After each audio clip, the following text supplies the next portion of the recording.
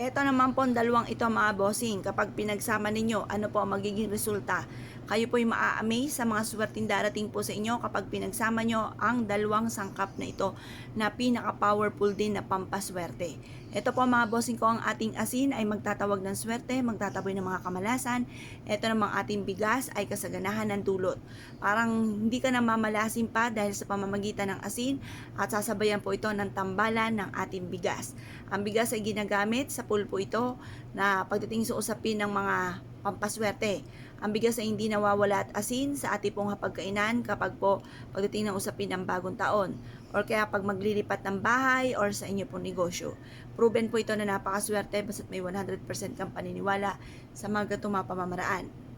Ngayon po mga bossing, pagtambalin nyo itong dalawang ito at halimbawa, isang baso nito, isang basong asin.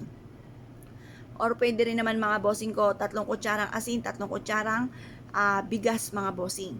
Ilagay sa isang baso. At pagkatapos mga bossing ko ay mag-wish po kayo. Sa pamamagitan ng pampaswerteng ito, lahat ng mga pangarap ko ay matutupad. Kung naman ang mga pagsubok kong pinagdadaanan ay kaagad ko itong masusolusyonan. Mag-wish na po kayo ng lahat ng gusto po ninyo. Sa pamamagitan ng sipag at tiyaga, double time sa pagkayod, mga pangarap ko sa buhay ay aking makakamtan. Ganun po ang pag-wish, walang gamit na sana, direct to the point mga bossing. At pagkatapos po nito mga bossing, pagtapos nyo pong mag-wish, mas mainam na ibilad ito sa sinag ng araw hanggang alas 8 ng umaga.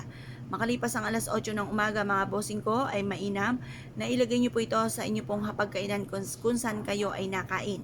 Ngayon po kung hindi naman sa hapagkainan, ayaw nyo po dyan, pwede rin naman po sa center table ninyo, lagyan nyo lang ito ng piso. Yung piso, hugasan nyo lang po mabuti para mas maging powerful. Yung 3 sangkap na yan mga bossing. Yan po ay ilagay nyo po sa center table. Pero kung gusto nyo ganito, mas maswerte rin po ito. Ngayon po, pwede rin naman po ito sa inyo pong kwarto, sa ilalim ng inyong higaan or sa may tukador. Pwede rin naman po ito sa inyo pong altar, mga bossing. Sa inyo pong altar, magdudulot po ito na napakaswerte. Ito po ihahatak ng swerte tagumpay sa buhay. Mas mainam din po mga bossing ko na mag-ingay po kayo kasi pag meron kayong ganito at napakatahimik sa loob ng inyong tahanan, ay hindi rin ganun kagandahan, maaaring maka-attract ka ng negatibo. Mas mainam na mag-ingay kayo ng mga, hindi naman away hindi away na ingay. Yung ba tipo nalilika ito ng masayang tugtugin, or kaya po mga bossing ko yung tugtugin na marirelax po kayo. Yan. Ngayon po mga bossing, mas mainam po na meron tayong ganito tapos sasabayan nyo palalo ng sipag at tiyaga. Pag natunaw yung asin, itapon nyo po itong 2 sangkap na ito kasi 'di ba pinagsama natin natunaw yung asin. Itapon nyo lamang po mga bossing ko sa plastic, lagay nyo sa plastic.